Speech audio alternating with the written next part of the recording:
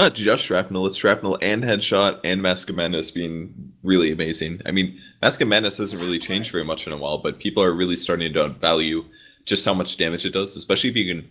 I mean, Mask of Madness is amazing if they don't attack you while you use it, and that's where Sniper becomes so strong, because you drop a shrapnel, you get a couple headshots, and then you're just plinking away for a 1900 gold item with 100 attack speed, which just synergizes so well with headshots. So like the hero's just really good at keeping people away from you, unless they're Clockwork. Okay, yeah, as you said, Clockwork picked up straight in response. And Clockwork, I mean, we're talking about him good against the Sniper. Against the Earthshaker, get off the battery assault and it. Purge, correct me if I'm wrong, but if you're on your own, you can't cast a single one of your spells, can you? If Earthshaker versus Clock, no. It's really rough. It's a great Earthshaker counter. In fact, it beats a lot of support heroes. If you can force them to be in the cogs with you, usually got a kill. So I think we could see some cool things coming out of Clockwork. His hooks are going to be really important. Catching the supports, catching Sniper on top of you is really important. And him not feeding too much is also pretty important, because you want to make sure that you can still guarantee those solo kills and be a good teamfight disruptor. So it's going to be a very important Clock game. Yeah, indeed. We'll see if he's able to land these good old hook shots. And, well, the bans on the Venge, get rid of the troll. Again, talking about the fact that Sniper with a slow on the headshots, nothing nicer than a nice battle chance from an old troll to help you get those off. Not going to be the case this game as he gets removed from the pool. Storm Spirit as well going to be banned out. I guess one of those heroes in the mid lane. And once you hit 6, Sniper's not going to have a nice time trying to find farm. And Slark as well works in the same way, that you're going to be up in the grill of Sniper, and Sniper's not going to be able to do a huge amount once you've shadow danced. Yeah, he's got to be really careful about those kind of heroes, especially limits the items you can build.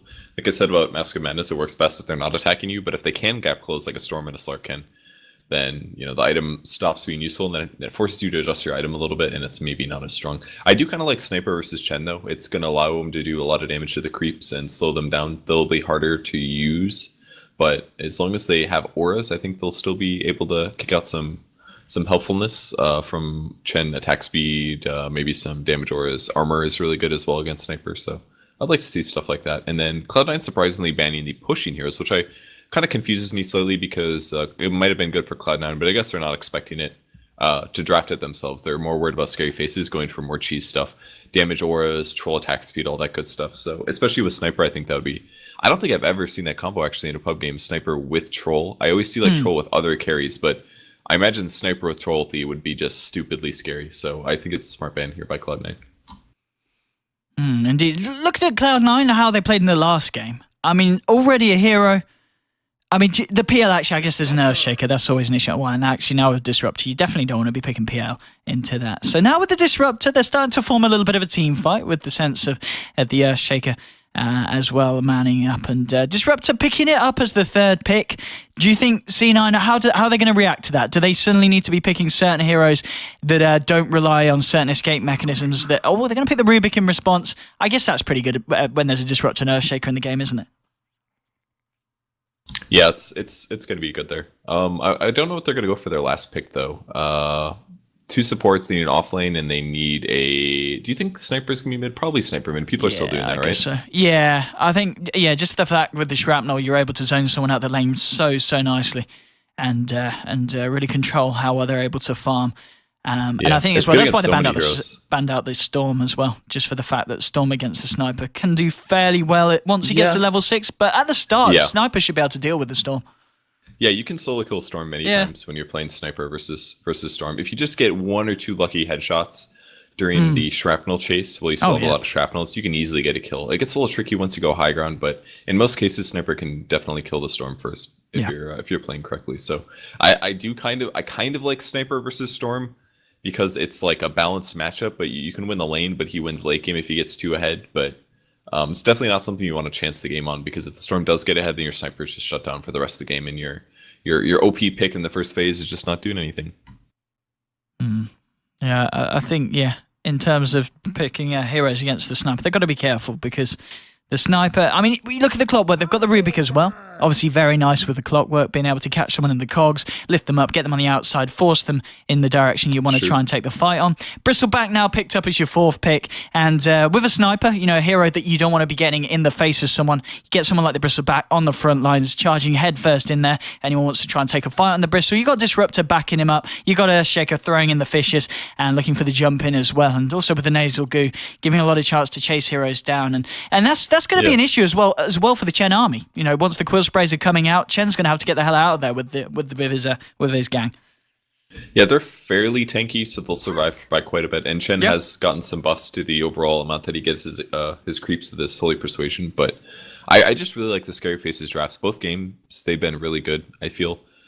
Sniper with Earthshaker is great. You've got stunning to if basically the counter to sniper is if people run at sniper. So if you can stun them before they get there, you're in a nice place. You can block off, you can create space between your opponents and sniper, which is what he wants. And Bristleback does the same thing. He's going to be up in the melee range, attracting damage, attracting hook shots, taking stuns that aren't going to be then used for sniper. It's a very important principle that you have something tanky when you have something squishy. So Bristleback's really nice in this case. They still have to worry about the clockwork here. But again, we have Glimpse that can send the clockwork back if he ever does go too deep. The only thing Cloud9's really missing here is damage at this point. They have essentially very little. It's clockwork battery assault damage. Rubik has moderate damage, and Puck has potentially high damage if he gets a Dagon.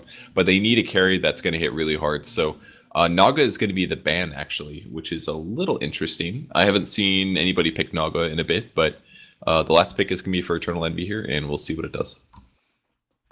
Yeah, banning up the note, as you said, a hero that we haven't seen too much recently. And interestingly enough, last game Scary Faces banned out the Morphling. So that was a hero that they were scared that perhaps he was going to pick up.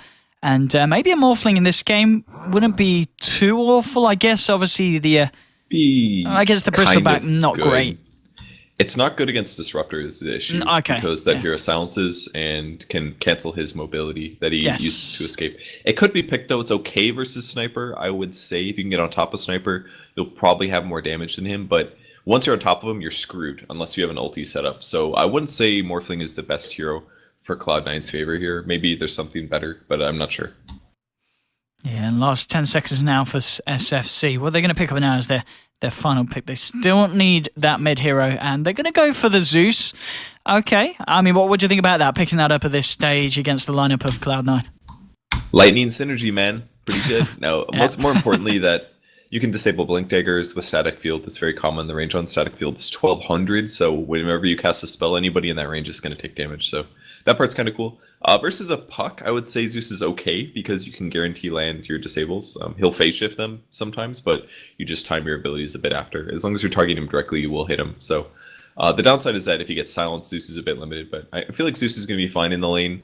In the mid game, he does a ton of damage. They will have the Rubik's null field to reflect or at least stop some of that damage, but as a whole, null field is a bit underwhelming. But it might be, I think it's Misery that plays the Rubik, so I don't know, maybe he's going to do another amazing game and just get stupid amounts of levels and be really high impact.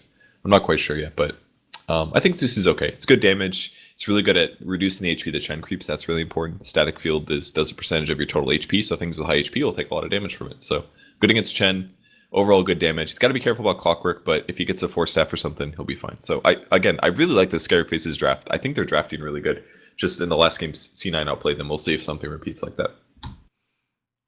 Yeah, I think, draft-wise, looking at it so far at least, Scary Faces have definitely got the means to deal with Cloud9. But that's how it looked in the first draft. And then, Cloud9 threw a bit of a spanner into the works with their final pick, with that Position 1 EE selection. 50 seconds now left. They're going to think about this one. They want to take their time with it. It is going to have to be a hero that if they're going to run this tri-lane and obviously put Chen in the jungle, is going to be just left alone with the Rubik, which I guess is going to be fine because Rubik are very, very strong lane support. And against a Bristleback, I guess is going to do all right in the sense that it's always going to have that telekinesis to hold him back. And, well, it's going to be Eternal Envy on the anti-mage. Okay. And against a Zeus and a Disruptor, two heroes with fairly big mana pools. I mean, do you think it's a sensible pick out? You got to be careful of the Static Storm and Disruptor catching you out. Other than that, though, the Earthshaker with the Fisher, but Sniper, Zeus, and Bristleback, as long as you got the Blink, you're going to be out of there, aren't you? Yeah, so it has some issues here. It's not the perfect pick, but it has some benefits that Eternal Envy can exploit. He's got to be careful about Disruptor ganks. If Disruptor has a really good game, gets an early level 6, AM has to be really worried about getting ganked. But if it's pre that, if he evades the ganks, things like that, then he'll be okay, because once he's initiated, once he gets a BKB, he doesn't have to fear very much. And like you said, Zeus is not going to do that much damage. Zeus has a big mana pool that he can mana void on top of. Bristleback, a similar hero, actually has a really high int gain. His mana pool in the mid to late game will be quite high, so you can drain mana, get big ultis off, Disruptor, low armor. And then the benefit against Sniper, he can jump right on top of him. So Sniper's going to have to be really careful. And we'll probably see an Abyssal Blade later from EE, which will help him lock that hero down. That's another option. Earthshaker's a little scary as well because he has stuns, but the same principle applies. If he has a Manta style or if he has a BKB, Earthshaker is absolutely food. So I think that the AM pick, the only thing he really has to be concerned about is Disruptor, especially in the early to mid game before he gets all his big items up. And he's going to have to get a BKB at some point unless he's stupidly far ahead. So I think that the pick here again, the last pick, I'm surprised why they got last pick it was technically first pick. I'm surprised they got first pick 2 games in a row here. Usually that stuff alternates. But this is the advantage that it gives you. You say, okay, I can guarantee that I pick the carry that I want or the mid that I want. That way I don't have to worry about being hard countered by the other heroes that they pick. So yeah, I think it's a good draft from Cloud9. They just have to delay the game, very similar to the last game, until EE is ready to own. So, yeah, I guess essentially it's a similar hero to the playstyle of the PL. You get your core items, you're going to be able to safely farm up, and then once your team needs you, once the fight starts to go badly, you're able to jump in, join the fight, and you're going to be able to offer a lot. And playing against heroes, as you're saying, like the Bristleback, who's almost certainly going to be one of those heroes that at the end of every fight, he is going to have pretty much an empty mana pool. So there's always going to be the burst damage potential with that. Obviously, with the blink as well, you're always going to be able to get yourself in position to ensure that none of the damage is blocked by the passive. Unless Bristleback's a little bit of a dancer and is good with the old twists and turns. And, well, it looks like we're taking time to load in. I don't know if the game's been paused, but C9 perhaps having some more issues. It is No Tail. He is one of them that's not picked up the hero, and he was one of them in the last game. He's pretty much, I think he gave up on reconnecting in the last game, didn't he? He didn't come back on the Zeus. We might actually have a remake going on, because if you open the chat, there's been a billion disconnects, which is why we're still sitting here and wondering what's going on. Okay, should we get ourselves out and in then? Why don't you check the Skype log just to make sure? Skype log. Nothing's being said. Nothing is being said in the Skype at the moment.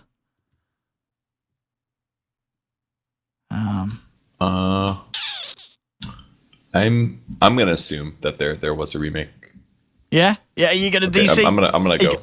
You gonna go for it? I'm doing it. Go for it, Purge. Hey, is there another lobby? Are we safe? There is. We're fine. They're just waiting for us, I think. Good job. Right, you saved Hold on 1 second. esports. There we go. Yeah, nice. Oh man, what? The Ukrainians took slot 1. Wow. Oh man. Our social media gains, they're less now. What are we going to do? Down to broadcast channel 2. What a day for BTS. Oh, disaster. Well, no, we're just going to have a quick second, apparently. Hopefully, I mean, that's not a good start to the game. We had a pause at the beginning of the draft, and then we had to remake. So, well. Oh, looks like they might have restarted already, and someone missed it. Maybe. I don't know. Someone else missed it. We should be fine. It wasn't us, at least. There we go. Finding server. We're into the game. The game is loading back. Ladies and gentlemen on Twitch chat, I do apologize for this, but there's not a lot that we can do, I'm afraid. Not a lot at all. Here we go. Oh, looks like we're gonna redo it in captain's mode for record's sake. So we're gonna have a very quick draft, hopefully. Hopefully some cool bands. Yes. Oh, and a pause straight away. Okay, no, we're good. The unpause as well. All right, let's have a look. Let's see what kind of bands we're going to throw into the mix today. It's the best part when you're trying to remember what you drafted for your team, because people often don't remember. Like the captain will be like, yo, what did I pick last game? I don't remember. And you have to like sit there with your team and like really figure it out. It's the best thing. Oh, they're keeping the band safe. They're not throwing it up with anything. What a letdown. No kidding. They're even it's picking good an for order. posterity's sake, though, because if you think about like tracking or people that write articles about it, it's good to have all the accurate stuff. Yeah, that's true. I guess they do want to try and keep it as close or as normal as possible. Yeah, so there's not any anomalies thrown into the mix. And Oh, they messed it up. Naga Siren was not banned there.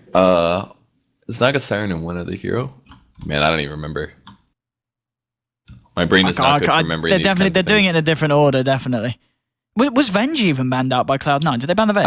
I believe it was because No, it they was were banned out, they were okay. banning pushing heroes basically. I believe. Chaos Knight was definitely not banned last week. That's for sure. I think that one's safe to make the call for. We would have noticed that one. Yeah, I think so. You know, I really like the Rubik pick here because there's an Earthshaker. Fissure is just like godly to have when you're playing Rubik. It's the best. Oh, that man. instant cast time. Like, it's beautiful. The instant cast time at that rate, especially if you get a Blink Dagger, you're talking about like, it's basically like a power shot that's a Fissure if you have a Blink Dagger. It's amazing. You just guarantee a stun. You're like, anything's going on, I'm going to drop some rocks, you know? Yeah. It's really nice. And just the mana pull, I guess, with the Rubik compared to the ES, you can just do a lot more of it. You're going to have it backed really up every time. Well, there we go. Let's hope we actually get ourselves into the match now. Come on. My fingers are crossed. Big Daddy's in. We've got Big Daddy in. He's the one we're worried about the most. We're still Hopefully missing the team's Fata and just Bone 7. going over who's buying what items. Yes. What their first strategy is, where they're placing wards, blocking camps or not blocking camps. Bone 7, please. Come on. You can do this. You know, I'd rather stare at the Dota map than staring at the picking screen, I believe. I think that's more enjoyable to me. So I'm really hoping that we get paused in the game rather than here forever if things go. But maybe they're going to spite DDoS, be like, you assholes lost me rares that I tried to steal.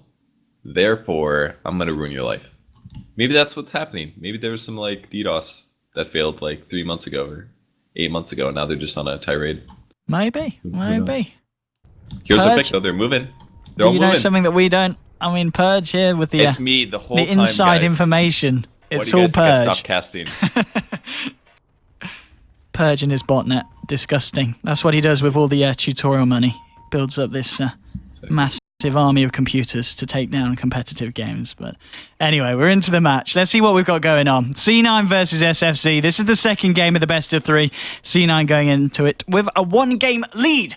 This is game 2. I'm ODPixel. I'm joined here by Purge, aka Purged Gamers. What is going on? Let's have a look. The Radiant side. We're going to have Eknart on the support, Shaker Zeus being played by Clutcher. At the moment, both on the top lane. Maybe we're going to see dual lanes come out here. Stake 2-1 on the mid lane Sniper. Down here, we're going to have Disruptor being played by Shadowware and Crewista on the position 1 Bristleback. Purge, what do you think about that? And also, what is going on over the side of the Dire, my friend? One position Bristleback is fine. He'll probably just grab maybe a Vanguard, possibly a fast mech, but his first damage item will probably be a Sanjay Nyasha.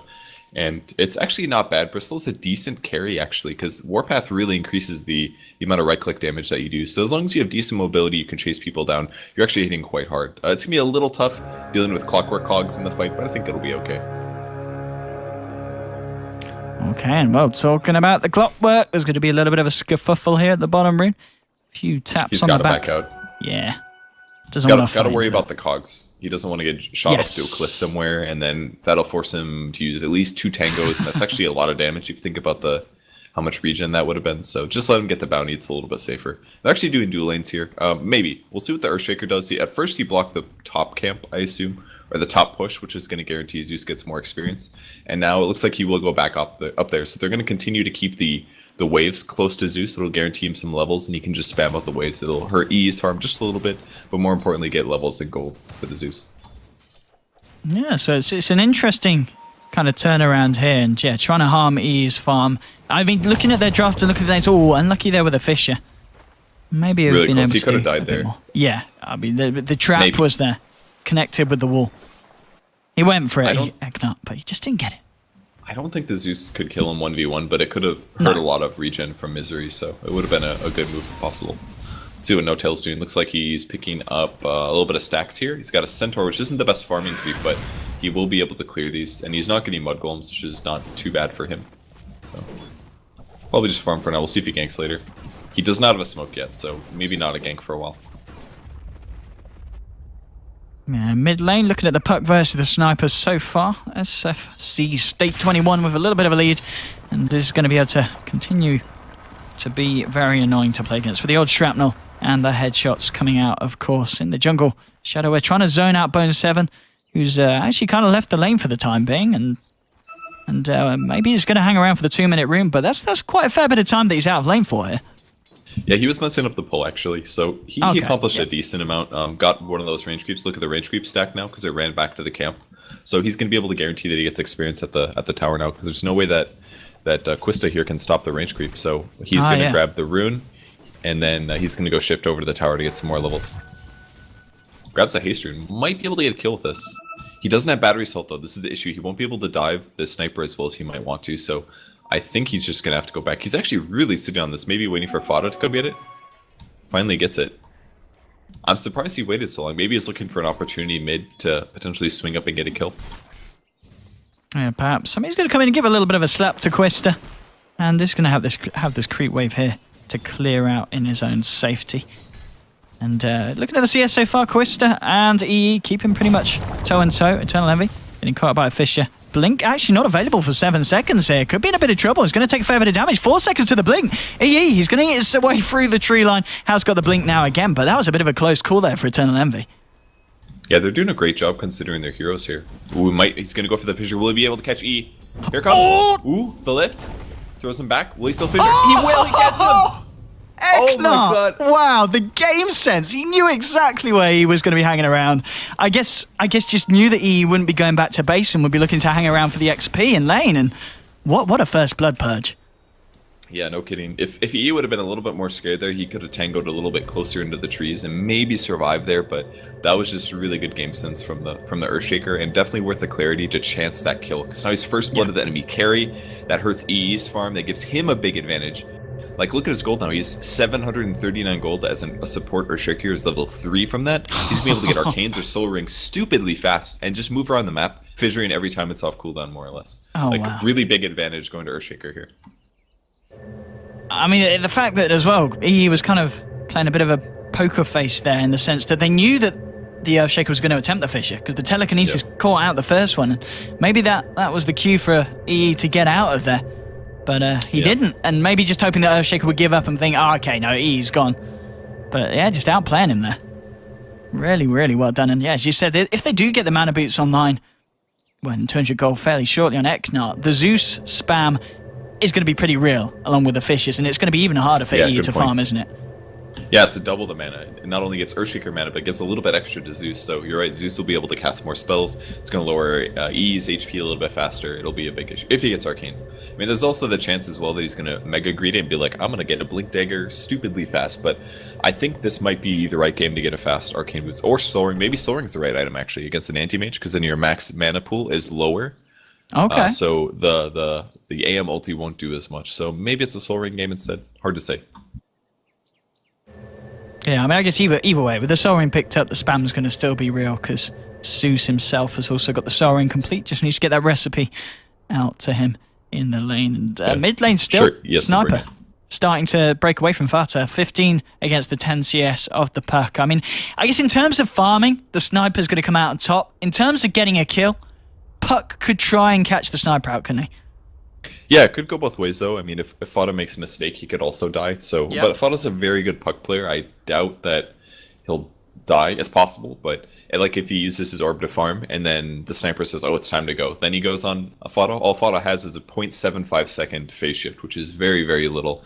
And Puck's armor is pretty low, and his attack animation is not nearly as good as Sniper's, nor is his projectile fast. So it's definitely a scary matchup. On the bright side, Puck has a lot more base damage, and plus he has a lot more damage items here picked up. So. There's a possibility of Puck dying, but if the Sniper continues to do a good job and keep Fada's HP around half, then there's no way that Puck can even chance it unless there's a gank. So I think the Sniper's playing it really well right now. Yeah, I mean, perhaps we'll see the lane turn around a little bit when Puck's able to pick up the bottle. Did start off with that Null Talisman. He's got enough for the bottle pretty much coming around the corner, and that's going to be on his way down to him.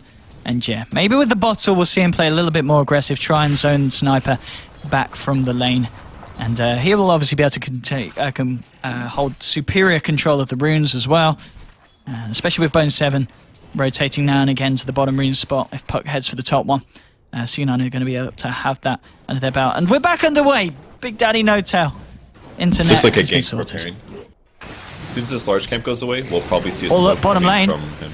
Bone 7. He could be in trouble here. Ooh, he's got an 8 stick. He's so fine. Oh, okay. Yeah. So fine. Yeah, you gotta watch those sticks. It's difficult to do sometimes when you're playing. I do the same issue. I don't click on items enough, but an 8 stick means he was guaranteed. He was gonna have no issue at all surviving there if he really felt the danger. I thought we'd see a gank here, but I guess not. It's just Rubik roaming over.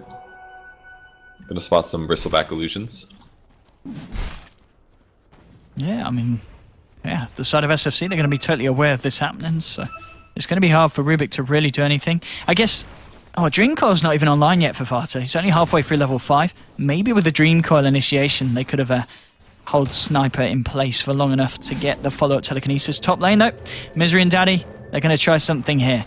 And with Bone 7 as well.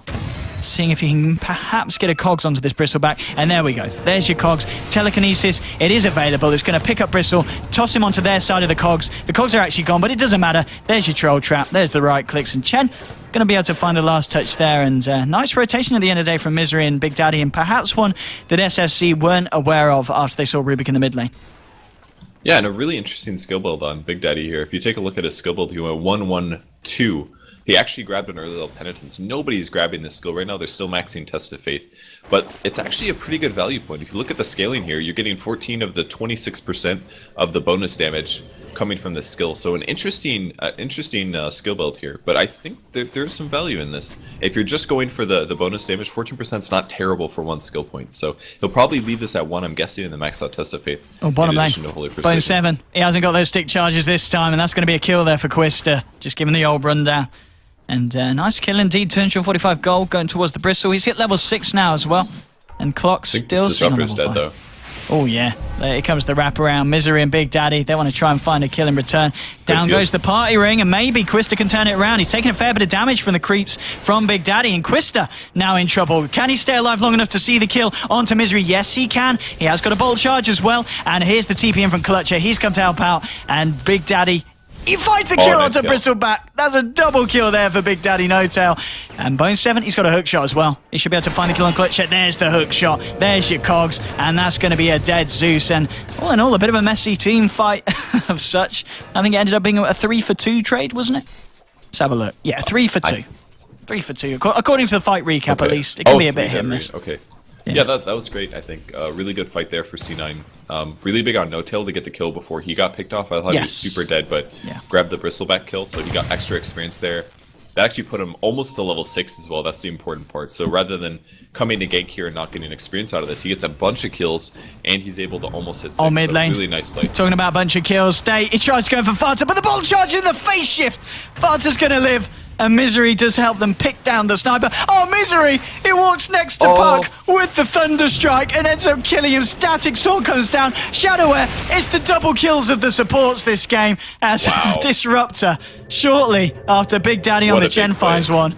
Rubik, he just walked next to Fata and said, mate, have some of this. And I don't know what was going through the heads there. Yeah.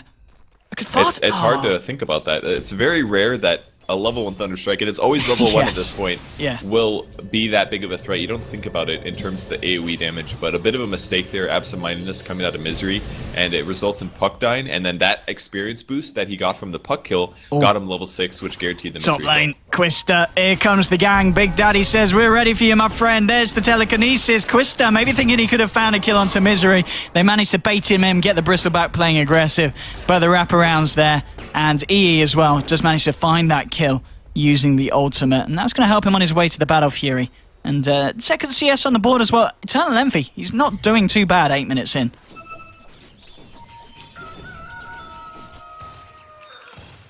And that's his treads now picked up as well. Treads and the Ring of Health. He's going to be able to clear some of the camps if needed, but I mean, for the time being, Big Daddy, he's keeping good control of the jungle.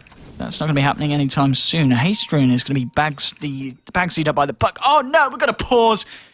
We've got to pause from Bone 7. What's the issue now? More internet connections. He's doing quite well. He's got an 8 stick. He's got 1,000 gold. Might see. Is this the game for the Blade Mail Rush? I don't know if it is. Ooh, looks like he. Oh no way! A pause. DDoS. Yeah. First time today. He's going to restart his IP. I mean, I guess that means he's going to change it. Can you do that? I'll be honest, I'm not too, down with the kids in terms of all this IP nonsense, but I imagine that's what he's going to be doing in the sense of restarting IP. I mean, if it doesn't change it, I guess it at least kicks off the people trying to target you.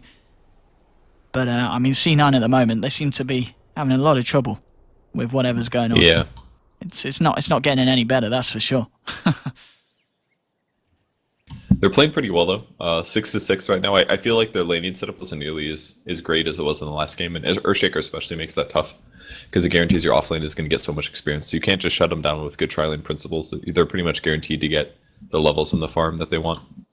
And Zeus himself has 1200 gold and a soul ring, so he's got 29 CS, which is pretty good for offlane. And most importantly, he's got the levels. He's level 6 already. He's gonna be able to throw out Thunder God's Wrath, so definitely very good for them. They're still gonna have trouble with AIM. Remember we talked about Disruptor being in danger? Well, with that triple kill, Disruptor's already level 6. And he's got 3 levels and Glimpse. He's almost got 4 levels, which means his ability to catch Anti-Mage after Anti-Mage blinks is really good right now. He just got to get close enough that as Anti-Mage blinks, he can still glimpse him back. And if you can do that, you have a potentially dead AM. You're going to need probably Sniper, Zeus, or Bristleback there in addition to Disruptor, and that's the only hard part. You will need a big damage source. Probably not Zeus, though. I would probably bring Bristle or Sniper, that because Zeus can still ulti and do a bit of damage after reduction. So I don't know. AIM's got to be careful here. He's really far away from any kind of survivability, and Disruptor got a fast 6 because that double kill mid. Okay, and one thing I want to ask you about as well is if we look at the Earthshaker, in terms of his choice of boots, did go for the Tranquils. Now, is this because he's playing against an anti-mage, or is it because he's got the Soul Ring and getting the mana boots and the Soul Ring on top of each other would just be a little bit overkill, and the extra movement speed and the potential for ganking is just the best priority at this point? I think there's been a lot of people finding more and more value in Tranquil Soul Ring on supports. Yep. I mean, we first started seeing the trend maybe around when Ogre got popular because that hero had stupid amount of armor, so throwing 4 armor on top of that was even better. And it's not like Ogre really needed regen that bad. He's got high base regen, but the strength is that your HP is always going to be topped off no matter what happens because Tranquil will quickly regen you after battles and fights and skirmishes. But most importantly, you've got 4 armor. 4 armor is not to be underestimated.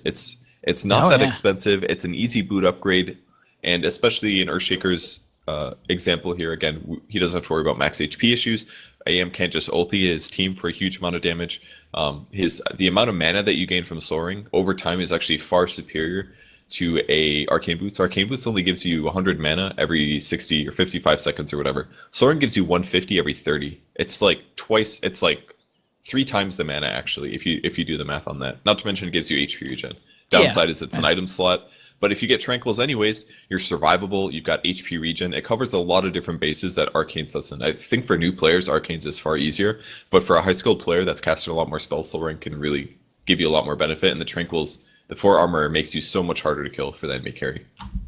I guess, yeah. And I guess you do have to take into account the fact that obviously with mana boots, you talk about the worth of it in terms of mana gains. If you're with obviously your teammates, there's going to be a lot more mana gain than one Soul Ring essentially. But you need to be, as you said, hitting those mana boots every time you're with a partner. And at the moment, really, SFC, they've not really been going out in pairs, really. It's been Earthshaker kind of rotating around. It's been Zeus just kind of TPing in, responding to aggression and ganks coming out from C9.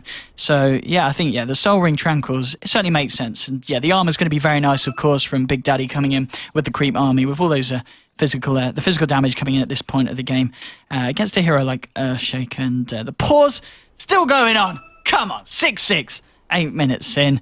I reckon our second best of 3 today is possibly going to be a little bit later if this series is anything to go by. I guess I was going to say perhaps C9 will be able to take it 2-0, but SFC, this game, I think they've certainly got a better shot this match than they did in the first game. Yeah, I think so too. The early laning stage started off better. They're not as reliant on the Huskar starting fights. They have a sniper who's arguably OP right now. Can definitely do some annoying things.